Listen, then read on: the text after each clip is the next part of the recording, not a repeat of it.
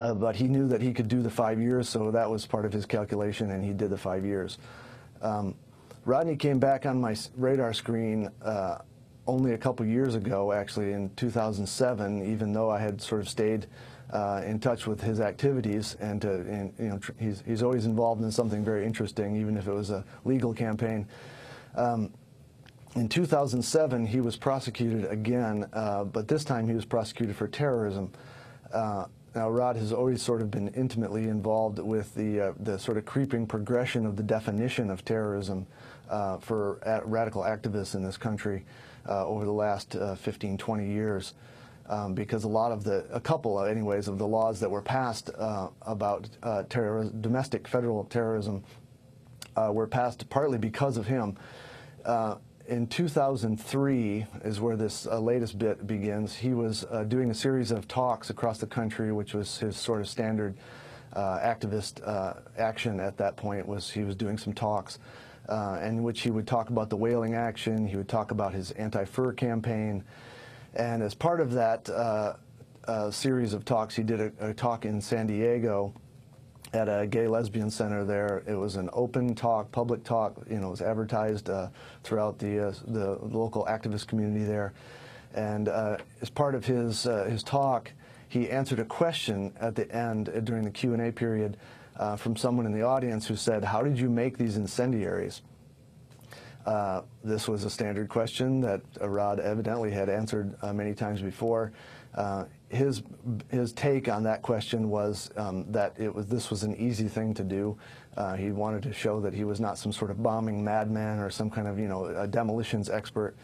But he held up a jug of gasoline, a jug of apple juice, and said, you know, imagine this was filled with gasoline. And then he went on to describe very briefly that you could do a number of different things that would make that burn, and then run away. And that was the sense, you know, that was the essence of his type of incendiary device. There were federal agents or federal task force agents, anyways, in the audience that night, as there always are at a Rodney Coronado speech.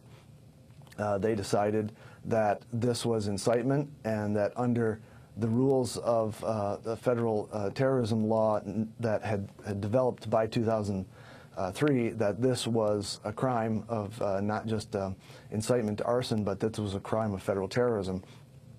And it took a number of years to put the case together, but in 2007 they finally went to trial on that. The jury seemed to not quite buy the incitement prosecution. There was a hung jury that was hung in Rod's favor. The crime that he had committed during a talk really was quite a new area of territory for First Amendment cases. It seemed to fail every one of the tests that we have, you know, under Brandenburg for determining what is protected speech and what isn't, meaning that it seemed like it was protected speech. But there was a hung jury, and the government came back to Rod and said, guess what, we have a whole bunch of your speeches on tape. We are happy to prosecute all of those speeches. And Rodney, who at that point has 2 young children and is really trying to put his family together, decided that it would be better for him to take a plea and do a year than to go through all these prosecutions, so he took a plea. And he did a year in jail and got out in the spring of 2009, I believe, if I have that correct. And since then, he's been on probation. He has been serving his probation in the Grand Rapids, Michigan area. And the judge who has been overseeing his probation and oversaw his sentencing there has been pretty tough on him, and has been really showing that under the laws that exist now, that can be pretty stiff for radical activists and animal rights and environmental activists who sort of get tripped up by these, you know, the sort of steadily increasing definition of what could be considered federal terrorism. Right. Well, you have this this changing of federal law to prosecute animal rights activists as terrorists. We had the passage in 2006 of the Animal Enterprise Terrorism Act. But finally, talk about how Rod Coronado, the prosecution of him, fits into the so-called Green Scare. Well, the Green Scare was the name that they, of course, that was used sort of beginning around this 2005 prosecution in Eugene. That's when that word sort of started getting thrown around as an overall sort of sweeping term for the prosecution of environmental activists. And of course, the Green Scare being a reference to the Red Scare of the communist hunting days of the 1950s. You know, there are so many of the definitions of terrorism and the tools that are used to prosecute terrorism have now been turned on an environmental activist, beginning really with the Patriot Act in 2001. There are a couple lines in the Patriot Act that loop in specifically environmental activists for prosecution as under terrorism laws. And the laws that have been passed to go after environmentalists sort of steadily have been increasing.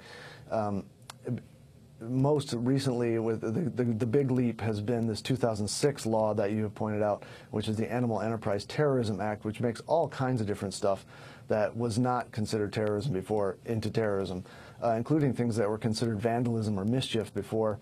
One interesting case that has been moving forward under the AETA, the Animal Enterprise Terrorism Act, is a case that involves a group of people who protested outside the home of a university, I believe it was a university researcher, and in which they were chanting and in which they were drawing chalk drawings on the sidewalk.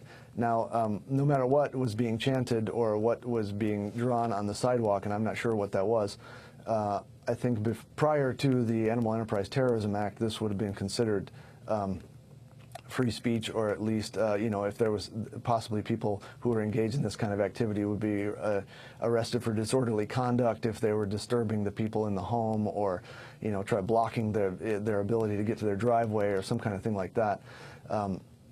But now this is being considered possibly federal terrorism, and is the people who are convicted under these laws face quite stiff penalties. And they also face the use of a federal terrorism sentencing enhancement, which was the significance of that Eugene case I mentioned in 2005. It was the first time that was used against environmental activists. Dean, we're going to have to... in which, at a judge's Go ahead. At a judge's discretion. At a judge's discretion, they could add as much as 20 years to the sentences of these activists. And obviously now also the probation conditions are pretty extreme as well. Well, Dean Kuipers, we'll have to leave it there, but we will continue to follow Rod Coronado's case. Dean Kuipers works at the Los Angeles Times. His book is called Operation Bite Back, Rod Coronado's War to Save American Wilderness.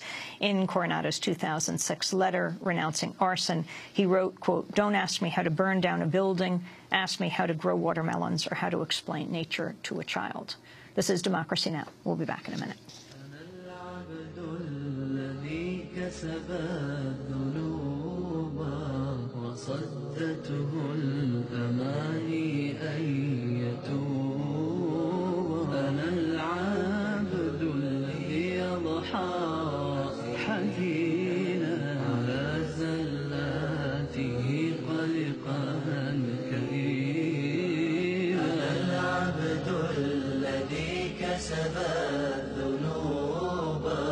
وصدته الأماني أن يتوب أنا العبد الذي أضحى حزينا على زلات